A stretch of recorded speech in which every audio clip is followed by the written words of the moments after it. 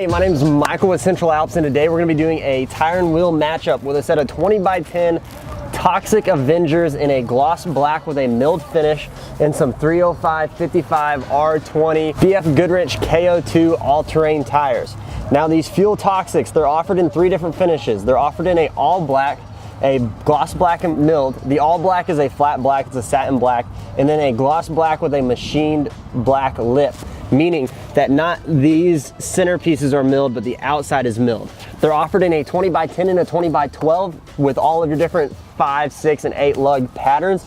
However, they're only offered in a 20x10 with a negative 25mm offset and a 20x12 with a negative 44mm offset.